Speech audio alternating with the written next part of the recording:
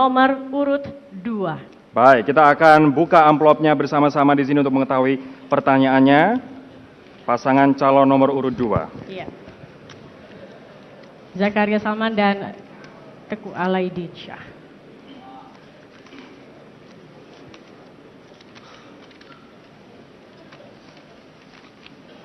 Salah satu program prioritas Bapak adalah meningkatkan investasi melalui pemberian kepastian hukum, penyederhanaan regulasi, dan pemberian insentif.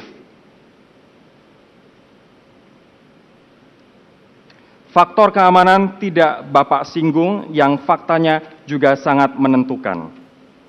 Pertanyaannya kemudian, apa langkah-langkah konkret yang Bapak akan tempuh terkait sektor keamanan dalam hubungannya dengan investasi? Waktu yang kami berikan 1 menit 30 detik, kami mulai dari sekarang.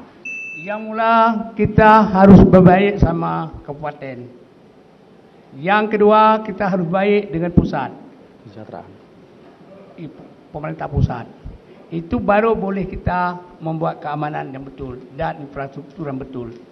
Tetapi kalau bagi saya, pribadi saya dan kami ini, hanya pertama bantuan berupa reskin, fakir miskin dulu.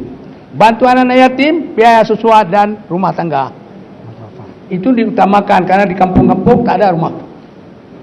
Jadi masalah itu apa dia keamanan. Kalau perut ini sudah kenyang, orang tak berontak lagi.